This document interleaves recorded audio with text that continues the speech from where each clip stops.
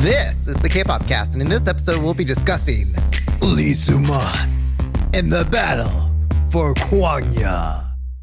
But before we dive into all that, we're going to share some Black History Month themed hit replays, songs from our favorite Black producers. Plus, we'll also chat about some Hallyu things sparking our interest this week and give some debak or not reactions. I'm your PD Michaela. I'm your host, Stephanie. I'm DJ Peter Lowe. And before we dive in, don't forget to join the K-Pop Cast listener fam on Slack. Link to that space in the episode description. And now for some hit replays, Black History Month edition.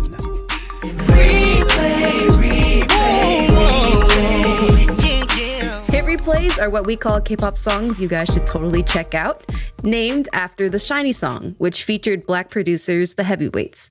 This episode, we're highlighting some of the best K-pop songs ever released by Black producers. So, Stephanie, kick us off. What's your hit replay for this week? So my Black History Month hit replay is No Way by Lee Hi and Jisoo. It's a B-side off of the 2019 24 Degrees album out of YG Entertainment. And I was so happy when it came out because these two amazing vocalists had just been in the YG singer dungeon for years. Oh my goodness. But they both blossomed with this one. I just wanna dance with you forever. 멀어지지 마, don't ever. There's no way. There's no way. 내게만 느낄 수 있는 sweetest fantasy. 어떤 누구도 no baby. There's no way. There's no way. There's no way. So I didn't even know until this week when I was doing my research that No Way was produced by a Black man. His name is Joel Cowell Jr., otherwise known as Jaybird. And another fun fact, he's a native of the East Bay. What up? Yay area. Hey, yeah. Hey, so I actually started looking into him. And it's no surprise to me why I love his soulful sound so much. He has a background in jazz. His family had a jazz band. So he was right out the gate, playing instruments in a deep, layered way.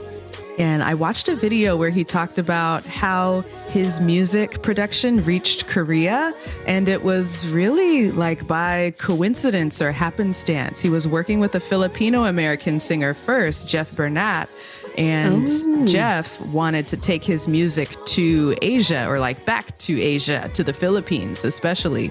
And then they started touring from there, just hanging out in Japan and Korea. And one of their songs, one of their B-sides that they worked on together got picked up on a Korean TV show called Romantic and Idol.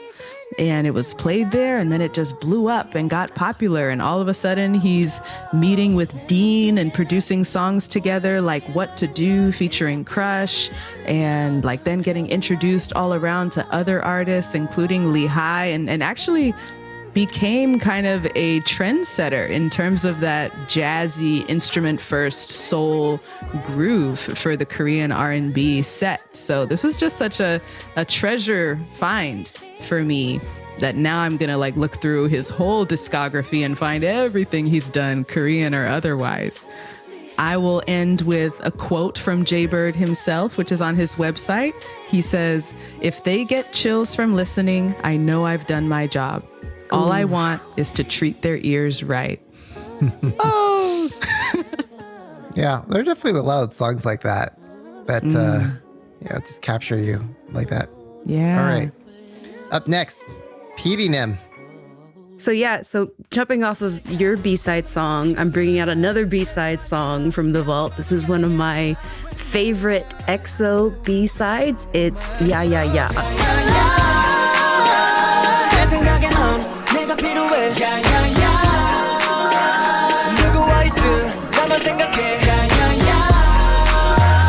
Baby, give me some, 'cause I'ma give you some.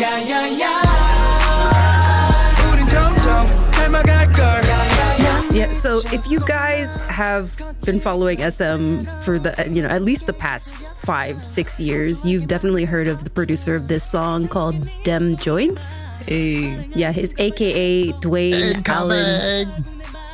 Yeah. If you've heard that his producer tag incoming on a bunch of different songs, most notably recently we heard that on like NMIX's Tank. You can hear it really clearly in the first few seconds of the song. But Dem Jointz, or aka Dwayne Allen Abernathy Jr., his first K-pop credit was actually on Red Velvet's album, the Red Album, with the song Don't You Wait No More back in 2015. And then after that, you see him credited on a few more, specifically SM artist songs. But he's definitely a producer that's really defined NCT's sound since 2020, because especially with the song Kick It that he was the main producer on. And he's been the main producer on all of their title tracks since then.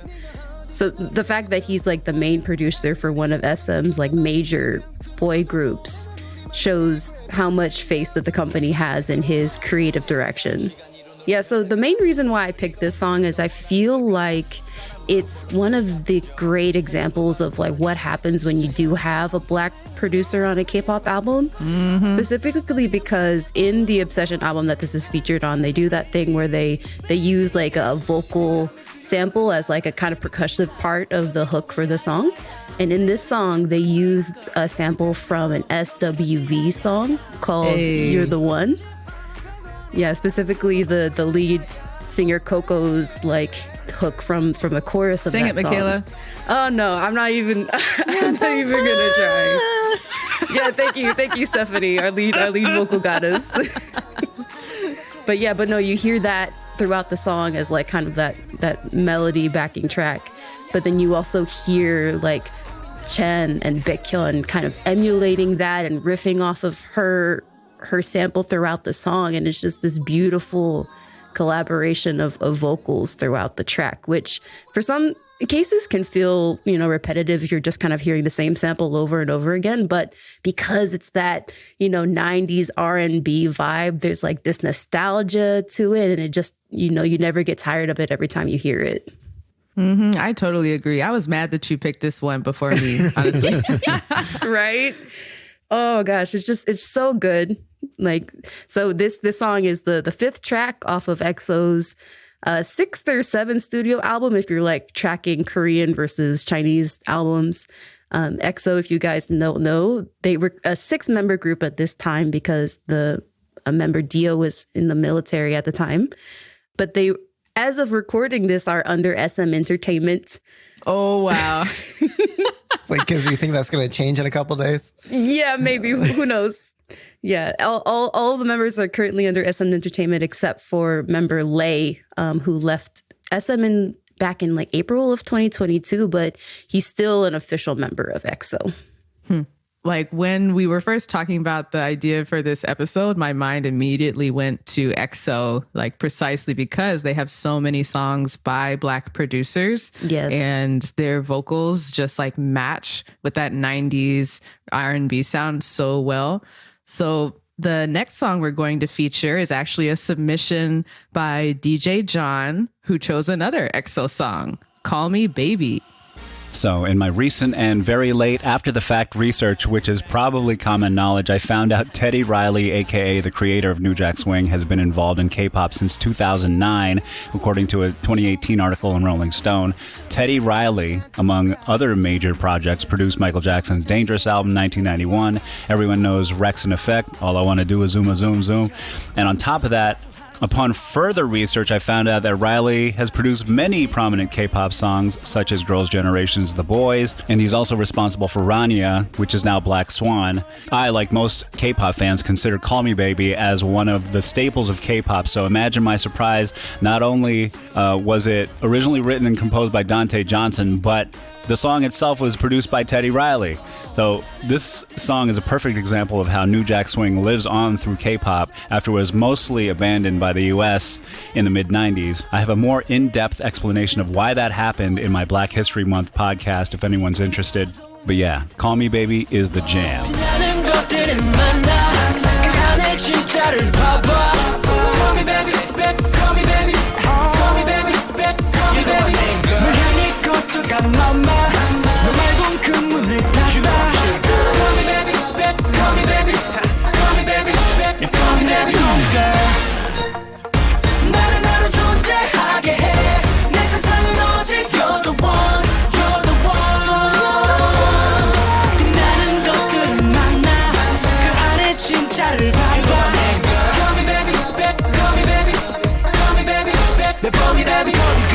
Me Baby, produced by Teddy Riley, one of the most prolific producers in American music, lead singer of Blackstreet. He's credited with the creation of the new jack swing genre. Just a legend all around. So thank you, DJ John, for number one, submitting this song for your hit replay, and also number two, for actually giving us the idea to do this Black History Month themed episode. Like, DJ John jumped into our Slack and said that he wanted to do a mega mix featuring K-pop songs produced by Black folks and was asking for ideas and feedback, and we just decided to piggyback off of that and make a whole episode. So thanks, DJ John. Yeah, and his mega mix is now out. It's out at the time of this recording. So we'll have a link to his mix in the description of this episode. So check it out.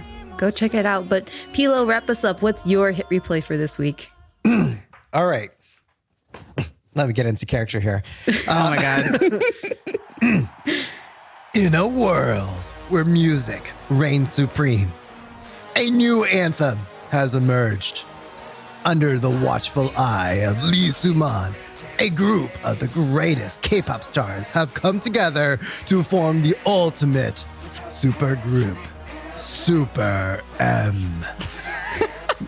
Their mission, to unite the world through music and inspire the greatness in all who hear their sound. And their weapon to take of on choice, BTS. And to take on BTS, yes. And their weapon of choice, a single word, chopping. So get ready to join the fight, because Super M is here to save the world with the power of music. And Jopping, written by Jeffrey Damas, is just the beginning. Cause when we jumping and popping, we chopping. I don't even care, yo, we do it damn stage. Left to the right, we gon' make it bang. We jump fast, in the air, let me see you bounce. To the left, to the right, jump and round.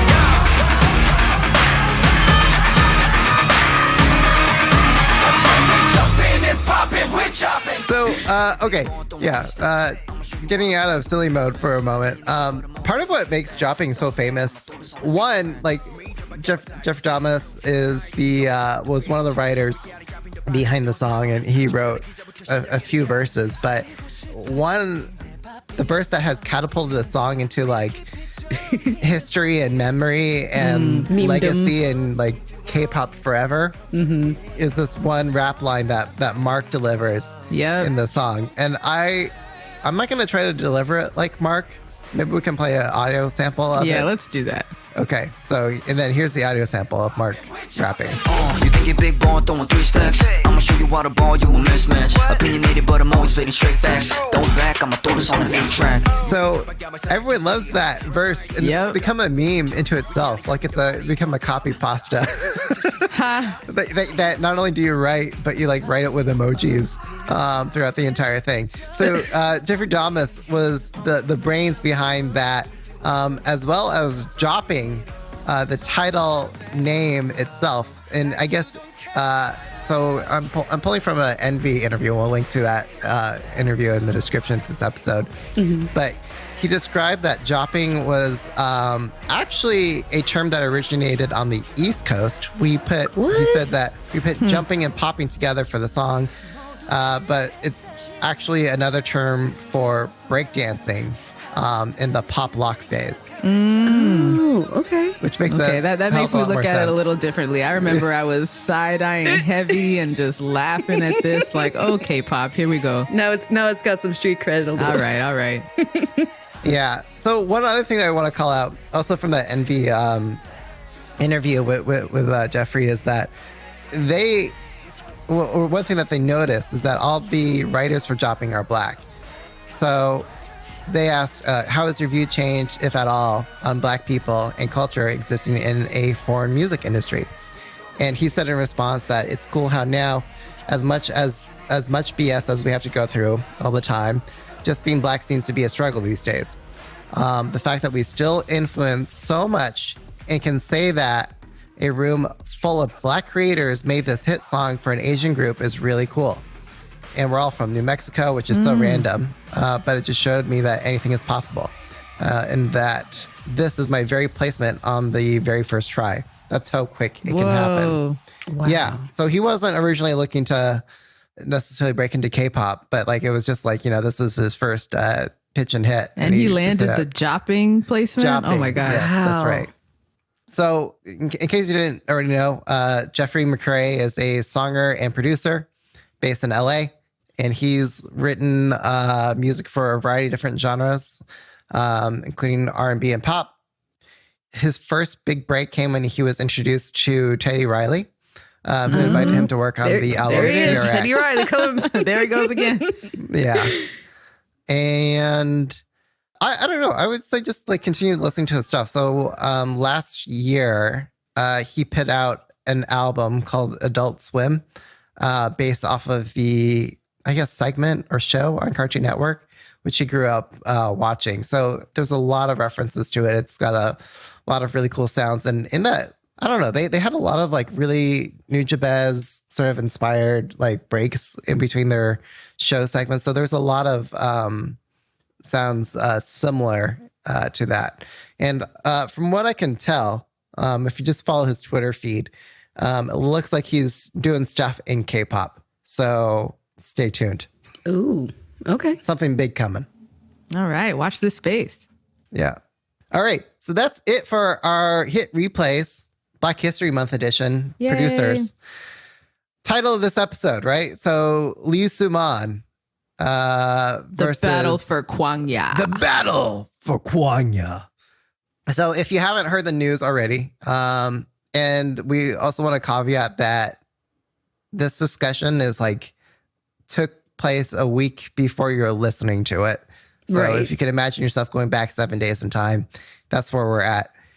Here's actually a recording from Tamar Herman, who on her TikTok and Instagram kind of recapped where we are today. Hey everybody, I'm Tamar. I'm a music journalist who specializes in K-pop and international entertainment. And today I'm going to break down all the big business dealings that have gone on this week at SM Entertainment and why this is big news for K-pop. So for starters, SM Entertainment announced that they were going to be pivoting to the 3.0 iteration of the company, which included the co-CEOs announcing that they would launch some new groups and that Lee Soo Man, the founder and executive producer of the company, would be taking a step back. This wasn't such a surprise because investors haven't been happy with Lee Soo Man in recent years, and there was already some contracts being terminated with him. But what was a surprise was that Lee Soo Man didn't know about this. It turned out that internally there was fighting between staff members who believed that Lee Soo Man needs to have a role in the company and people who think that there needs to be a new direction for the company. Then it was announced that Kakao Entertainment, the entertainment arm of the tech giant in South Korea, would be investing in SM and becoming the second largest shareholder. This was also news to Lee Soo Man. Lee Soo Man then countered this by making a deal with HYBE Corp to sell his shares and make HYBE the first largest shareholder. HYBE is best known as the home to BTS and has become a huge entertainment power player and tech company in recent years. Along with the SM news, they also acquired Quality Control in the US, QC, best known as the home to Migos and a few other hip-hop artists that are really active nowadays.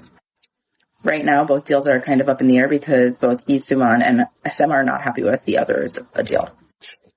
Lee Soo Man filed an injunction against the Kakao deal, saying that as the first largest shareholder at the time, he needed to be in the know about that deal, while SM has come out against the HYBE deal. Neither HYBE nor Kakao have bought SM, but both are on the track to acquire the company. There was already talks last year about either HYBE or Kakao or CJEM, another major power player in the region, to acquire SM, as the company was trying to find a new path forward. But we all thought that Lee Soo Man would be part of this.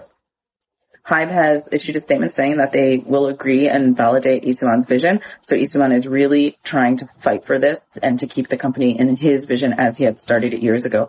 People who want progress and shareholders who are really unhappy with Lee Soo Man's vision are trying to really get the Kakao deal going. It's probably going to come down to the courts and the federal trade commissions in South Korea to determine which deal will go through and whichever one will have the path to acquire SM.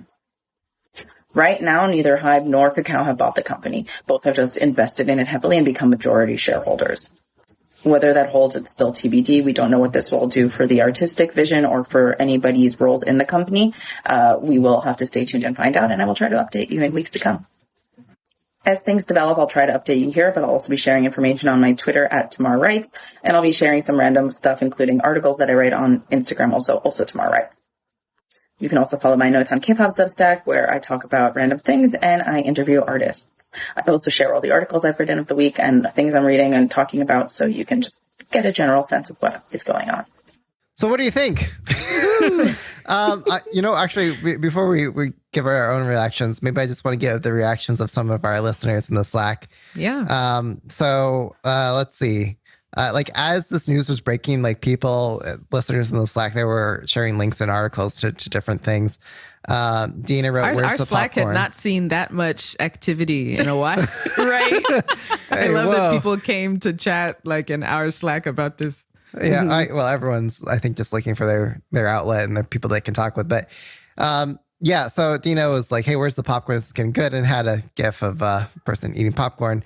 And then C said, so now it's going to be cacao versus HYBE for control of Kwangya. Yeah. Yeah. So what else? Dina said that Lee Soo Man is punishing the company because they tried to kick him out. Speaking in head silhouette emoji. If you don't want me or my vision, then I'll give my share to someone who does. Triumph emoji, grunting with hair coming out of nostrils, face. And then C also said, the fact that this was all happening while Lee Soo Man was in the hospital with a broken arm is also a lot. They said that they're picturing very dramatic scenes and an imaginary drama where someone is in the hospital gown and is ordering people around to get him contract copies and then close-ups of the cast as he signs the paperwork. Right. It's giving very chaebol drama, K-drama antics. Makjang. Makjang, yes. Oh man. I'm thinking of what are some dramas that took on this kind of issue well. Has there been a drama about the K-pop label heavyweights and their battles against each other? Usually it's about the artists, right? Mm-hmm. Has anyone really taken this on? I'm sure they will after today. I mean, there are a few, but not specifically about these kinds of internal battles in the company as far as creative direction.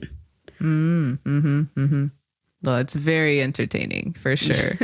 Entertaining, but also I feel like a lot of fans have this knee-jerk reaction of just very worried because, while these people at the top are battling it out for millions and dollars, and there are all these people at the bottom, especially the artists who usually lose out the most in these situations, and the employees of the company who lose out the most in these situations, who are still just trying to do their job. EXO posted a dance practice video on their YouTube that they hadn't posted in months and months. And it was it feels like they're just trying to show that they're still functioning as a company while things are going on, which is a little comforting, but still it's worrisome as just a fan who doesn't really know what's going on, that if your artists are still going to be able to do the projects that we were expecting from this year. Well, I mean, realistically, what's at stake? Are those projects in danger? I mean, realistically, even if ownership was to change hands. I mean, honestly, they're probably in danger either way. No matter who, looking at the SM's stock prices and their, earnings reports over the past couple of years, it's been clear that investors or the shareholders have not been pleased with the lack of growth of SM. And so some kind of corrective action was going to come down on them. And whether it's a merger, whether it's internal layoffs, we're seeing in the US tech industry, something was going to give, I think, with SM. And that means that departments, artists, projects are on the chopping block in order to get back to some imagined level of growth that the shareholders are demanding. So like Michaela says, that does suck for the folks at the bottom who are not going to know whether they have a job until the very last minute. They're the last to find out as all of these decisions are made at the very top. Yeah, maybe another G-Friend sort of situation. Yeah. Yeah, especially with HYBE in the picture.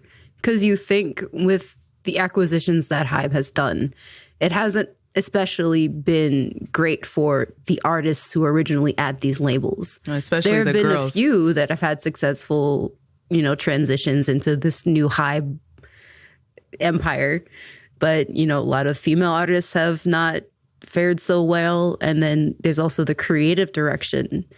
Like there has been some crossover with some HYBE producers getting involved in projects in these other labels, but is that even the right move, or is that even the right thing for the artists going forward, especially since they've already built their kind of creative identity that the fans are already used to and willing to support? Why do you guys think this is like really blowing up so much right now? Because we've seen, or maybe we haven't seen something of corporate. this scale. That's the thing. Yeah. It's because it's SM. It's the big three. It's this really Formerly big big shakeup. three. Basically not in terms of earnings, but in terms of like influence or like brand recognition or just legendary status. SM is number one. Yeah, in K-pop, we have label stands. I feel like that's one of those unique things about the fandom, and compared to other music industries, is that you have people who follow companies and whatever the company's artists are doing and kind of rally behind the company specifically, because especially over the past decade, we've had these three companies kind of carving out their own kind of unique lanes in the industry. And usually, especially with like Kakao, when it comes to the labels that they acquired, a lot of them were like, or that they did dealings with, a lot of them were the smaller labels that the big three weren't necessarily threatened by.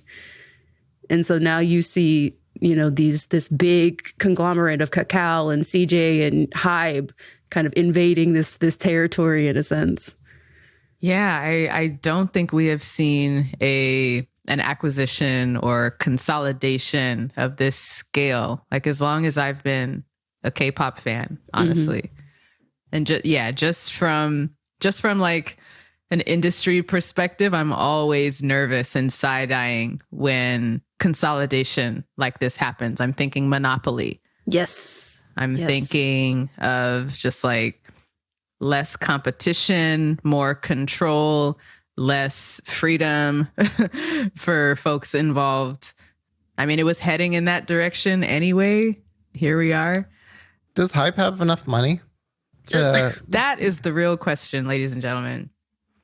Where are they getting all this money to just like all of a sudden Right, buy out Lee Soo Man's shares? They have recently made a very expensive acquisition with Quality Control, right, for their HYBE America 300 mil label. So out the door. Yeah, so I know they have some money, but not this much. Mm-hmm. They've got some loans out.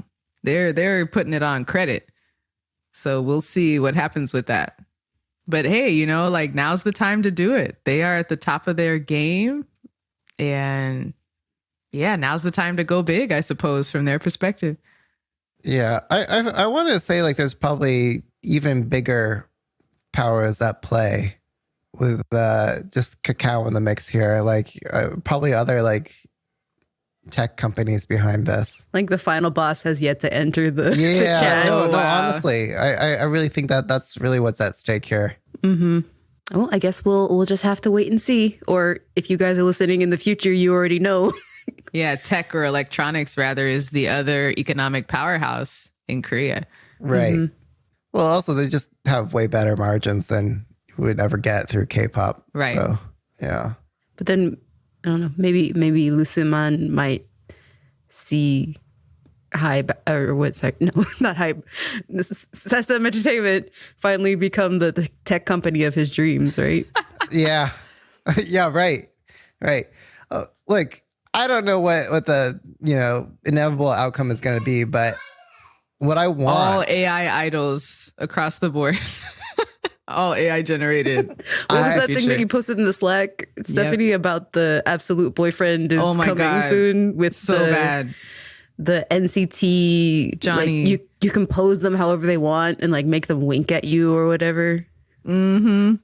Yeah, it's a good thing there's only the face, not the full body. Well, okay. Anyway, I was gonna say, like, the one thing I just want is Lee Soo Man to get his dream of like Kwangya. Also, for me to be right about the Right? Kwangya discovering oil prediction, K-pop That- 2023 prediction. Maybe that's why everyone's rushing to acquire. That's SM, a stretch, because Peter. They're trying to get access to Kwangya's oil reserves. Okay. We'll take that as a metaphor. Moving on. Right. Okay. Wait, so are we Daebak or not? What? That's too hard. No, wait, no, sorry. This is how you think. My bad. Yeah. Yeah, Well, you can yeah. let us know if you're It's a Daebak or how not. you on- thing. It's a hot issue. Yeah. Hot issue. Oh, maybe that's what we should call the section. Yeah, this I is think the we hot should go issue back for- to hot issue because all right.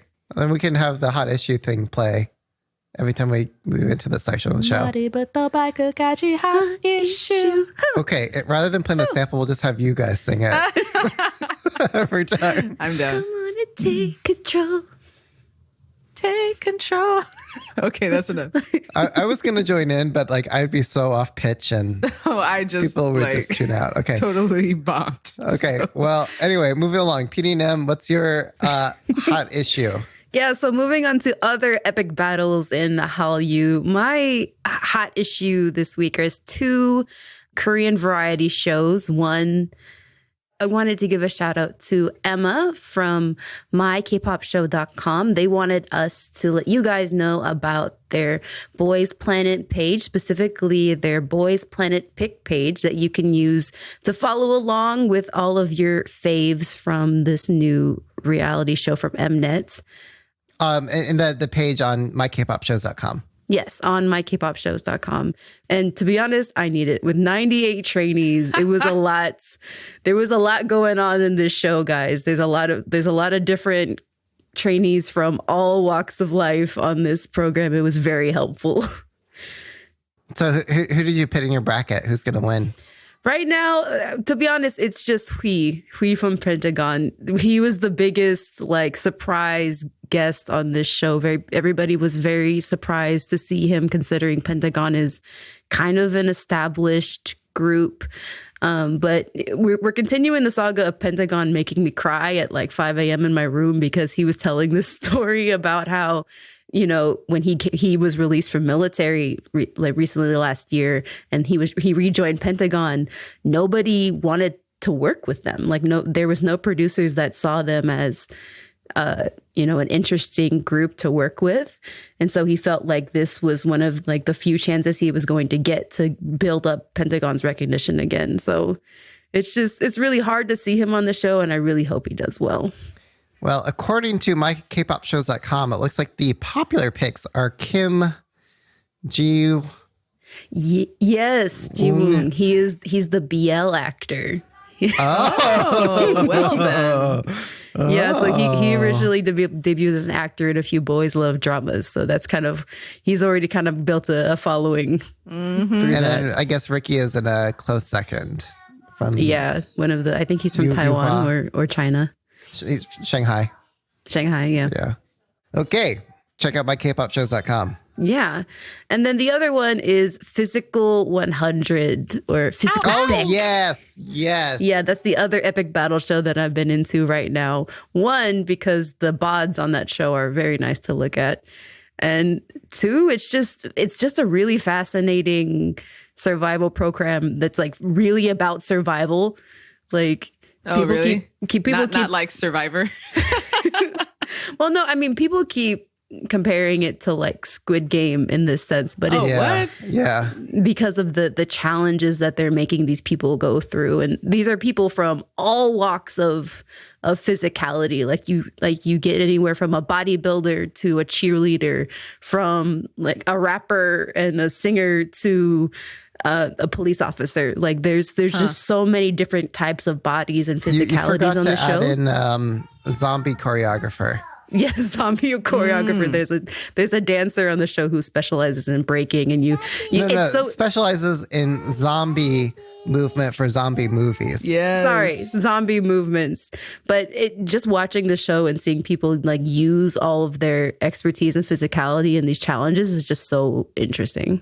I gotta check this out. Oh yeah, you got to. My There's wife someone and I, we from watch Singles it. Inferno in there, right? Yes. Yeah. Yes. The guy who was Cha Hyun-sung. who's Oh. he was Sunmi's backup dancer as well. Yep. Oh, the dancer dude. Yep. Yeah. Okay. Sign me up. Yeah. Also, like to that point of like Squid Games, like it's really violent, Yes. and it's Yes. like It's intense. Like I tried watching it at work and I had to stop because it was just a lot going on. yeah. Well, if you could imagine like a Western reality version of the show, I could see someone dying. Oh my God. like if they put them in the No. same like challenging context, like this, like likely there's a little bit of restraint, but you can also see people like Yeah, because these are like professional fighters, professional like guys that kill people. Wait, I thought there's like singers and stuff. And There cheerleaders. is, yeah. That's again, it's a very diverse cast. Squid Games. That doesn't sound fair. Squid Games. All right. Guess I'll have to check it out. Yeah, but Stephanie, what is your hot issue for this So week? mine is a little less violent. I found something quite delightful on Instagram the other day. A soulful R&B cover of New Jeans' Ditto by none other than legendary Korean R&B queen Ann, aka Ann One. She's one of my favorite Korean vocalists, like if not the number one, maybe my top. She's Korean American, LA native. She's been in the game since like 2002 with Feel Good Entertainment, formerly known as Movement Crew, like Tiger JK and Yoonmi Rae's label. And if you know Yoonmi Rae, the two of them debuted together as a duo, Tashani. Oh, see, I didn't know that. That was interesting. Fun facts from the olden days. So if anybody doesn't know Anne, like go look her up, check her out, and just let her like honey vanilla vocals wash over you. Ooh, honey vanilla. That's a good way to describe it. I prefer this cover to the fake Drake one that's been going around. Oh yeah. Me too. All right, Pilo. All right. So beyond the glitz, the glam, and the colors of K-pop, there is a dark side. Wait a minute. Oh my gosh. I thought we weren't doing that cliche anymore. Yeah, so that's the gotcha. That's the pun. It's by the way, like there was this other CBS Morning America show. Mm-hmm. They did like let me introduce K-pop to you for like the locals and like the grandmas who watch broadcast TV, and without missing a beat, like the anchor's like, is there a dark side? Oh, come on.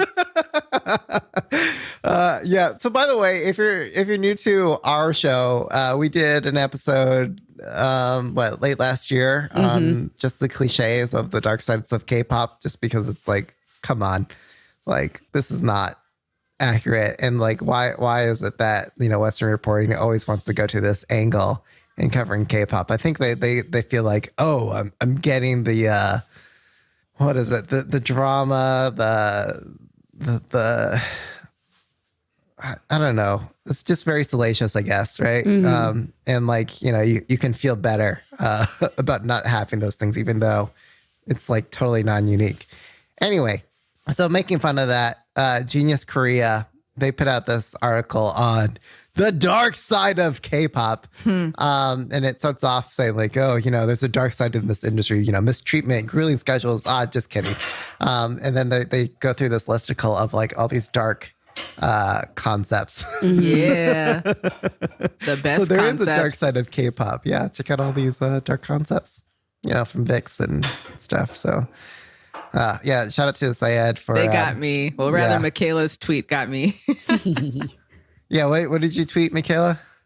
Oh, something to the effect of, I'm so happy that they are discussing this very important topic because people need to know. It needs to be discussed. It's very, very important. Right. Man, got me. Okay. All right. So moving along, Daebak or not. So our Daebak or not section is rapid fire, more or less. Maybe we're not exactly rapid fire lately, but I'll say a thing. And then you say whether you're Daebak, aka glass half full, or not, aka glass half empty, on that thing. And you can say you're Daebak or not to that thing, and however you want to interpret it. So you can interpret the thing whichever way you want. Okay. So are you guys Daebak or not on Big Bang Seungri being released from prison after completing his sentence? Hashtag Seungri, we waited. Is that from his fans? Yes, from his fans. His three remaining fans. I feel like you can't call them fans. I feel like you have to call them something like enablers or misogynists or I don't know. Like Yeah. They don't think what he did was wrong. Just because it's such a bad thing that they're promoting, honestly. Yeah, it's hard to touch this one. You know that I'm a prison abolitionist, so I do not believe in locking people up as the answer to addressing our society's ills. And I'm not going to be like, yay, he's out either. Mm-hmm. So it's tough. I mean, there had to be like some justice, right? But was this the appropriate sentencing? I wonder. Because like on one hand, it almost feels too short, but like I think I'm with you on like Stephanie on like, is it a jail sentence that is the right thing? Right. Is that really going to like did putting him away really stop this phenomenon? Yeah, exactly. In the industry. Right. No, right. I bet it's going on is bigger than ever. Yeah, I'll just say not. Yeah. Okay. Not on this whole situation. Not on that one. Yeah. Okay. Mm-hmm. Are you guys Daebak or not on Baekhyun finishing his military service? Daebak, because EXO needs to tour this year. I'm just glad to have Baekhyun back on the scene. He's delightful. He's talented. Mm-hmm. Welcome back. All right, Daebak's all around. Are you guys Daebak or not on JYP Entertainment donating 500 million Korean won to World Vision emergency relief for the Turkey and Syrian earthquake?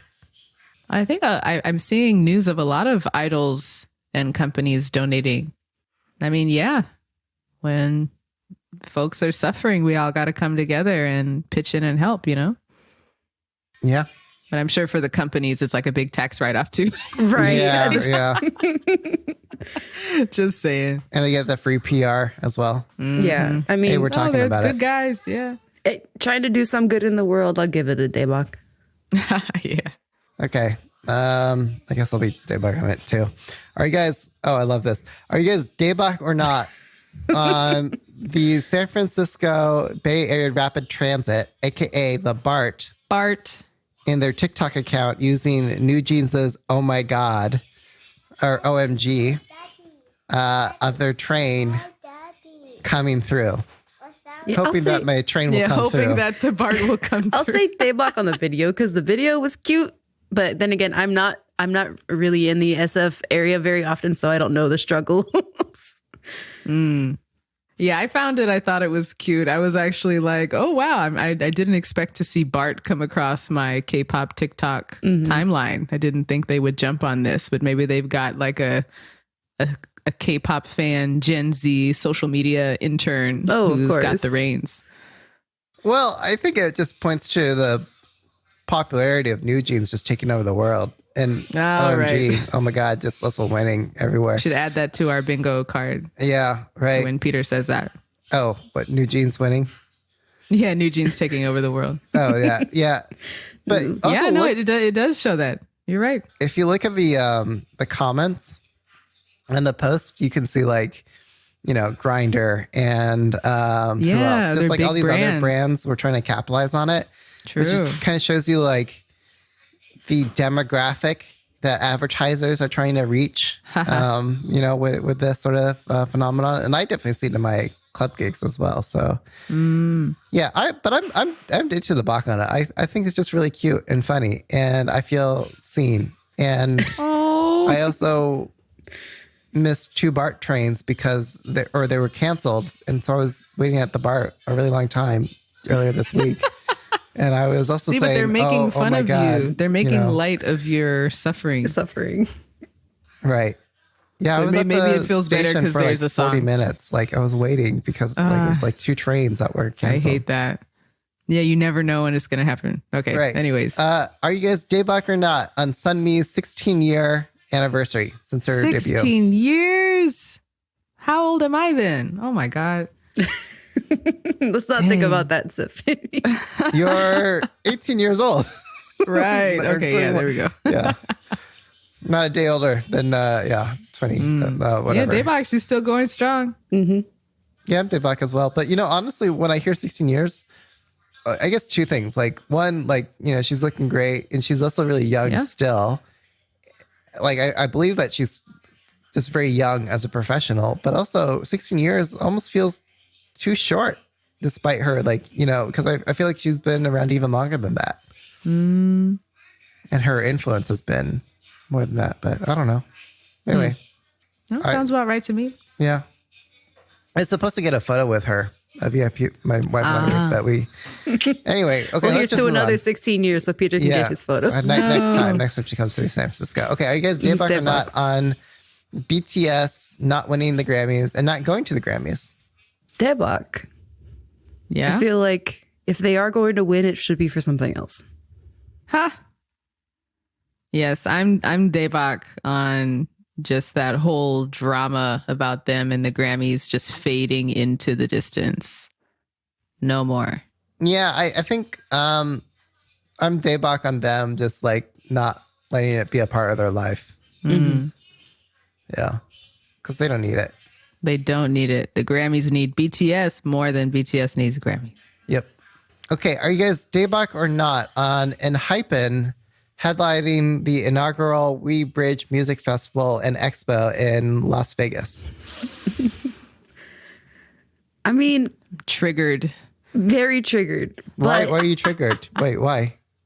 Just 'cause like it's another can we festival. trust? Oh, another campfire? This could be just like the desert campfire. Like, Yeah. Stranded in Vegas. but I'd rather be, to be honest, if I go, I'd rather be stranded in Vegas than Pasadena. Yeah, I can't. I opposite opinion to that. Yeah, you'd rather be in hate Pasadena, Peter. Yeah, I hate Vegas with a passion. Okay, are you guys Daebak or not on Jimin's comeback in March? Daebak. Daebak. It's going to be a full album, right? It just says debut. So as of right now, we just know he's coming out with something in March. All right. I'll take it. I'm hoping for more like serendipity filters. Yeah, kind those of are really sound. good. Those are good songs. Them's good music. Something that really shows Not like vibe. Sorry. his vocal color. Something for him. Vibe could have been really good. I actually had like it. some- I've come around on Vibe. I've come around to really? like Vibe, but I think it could have been a lot better. Okay, last one. Are we Daebak or not on Singles Inferno season 3? Oh, Daebak. Yes, Daebak. I am so You're sold so on this addicted, show. Peter. Yeah.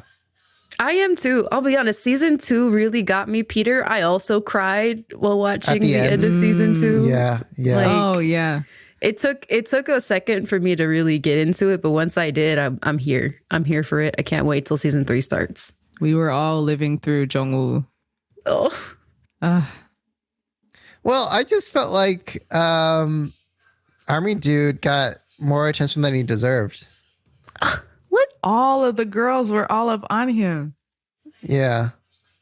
He doesn't seem like a horrible person or anything, but just Yeah, if I was like new on the show, I would not try and get him. Like reading the room, like I would pick my second or third favorite, someone who's available.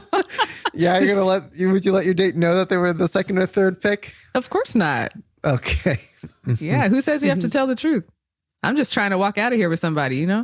Oh, okay. That's how I wished some of the ladies would play.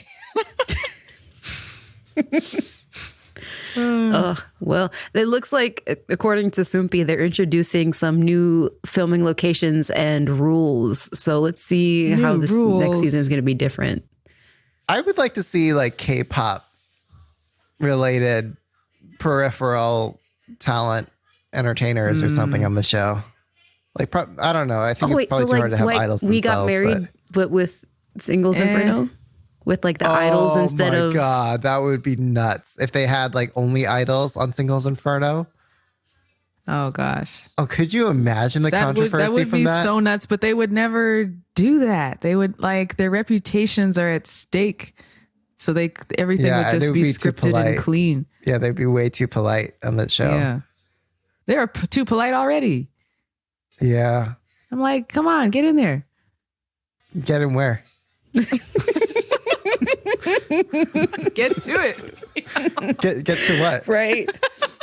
Oh, that was the best thing about this season. Because again, I skipped around during the first one, but I like how they go to the hotel room and then they sit in separate beds. And yeah, they're like, just not sit and talk. They're in the pool and they just like they're in the pool, but they're talk. not touching each other. They just got like these the subtlest little finger touches. Oh yeah, that was the hottest part. Right. The finger pull. No, Mr. Captain Hook. Okay, let me explain. No, that's what the K-Nets are calling it. He's Captain Hook. Okay, let me kind of reset expectations here. Part of what makes Singles Inferno so good compared to like, Bachelors in Paradise or whatever, is because there is that restraint and tension. Like it's that tension between those things that just feels drawn out and wrought, and it's that like that like. But there's no release like ever the whole show. No, I think there's a release at the end, but that's what keeps me Not going. for us. Is that like okay? So you're more like. I've enjoyed the supplementary content like on YouTube. I feel like they've been picking a lot more people who already have, experience being like YouTube or influencers on Instagram and other social media. So I feel like there's some of that in that secondary aspect of the show. Okay, I'll check some of the YouTube content out. Yeah. Thank you. Okay, so that's it for this episode. You can join us in the Slack, and you can also give us your reactions to Lee Soo Man as it develops. Inevitably, more action, more plot twists are in store for us there, I'm sure. Do you think there's oil in Kwanya? Let us know. Let us know. Yeah, Dita wrote. Her friend said this to. This is Lee Soo Man, and it shows a guy pointing out a diagram of find out and fuck around. Yeah, the more you fuck that. around, the more you find out. Oh goodness. Yeah. All right, so where can folks find us? I'm at DJ Peter Lowe on the things. I'm Michaela JK-Pop on Twitter. I'm S Parker 2 on Twitter, and you can tweet all of us at the K-Popcast. Or Instagram. I don't know. Do we plug our Instagram? Like it's like We have never an mentioned our Instagram, IG. It's there. Is it the K-Popcast? yes, like that K-pop Okay. cast, and The there K-pop are like tumbleweeds, like blowing. Oh, You can find some of our old shorts and at least one like supplementary video we made for the Bat Blitzers interview. Okay. All right. sounds good. Catch y'all later. Bye. Girl, part of me, I don't need it, need me, I don't need it, I don't wanna see it on you. Calling on you. You. I don't know anything, you and your crew, your crew. Girl, you should come through.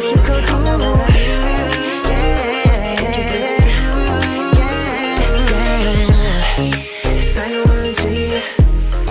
See how it's so, baby. Said it, they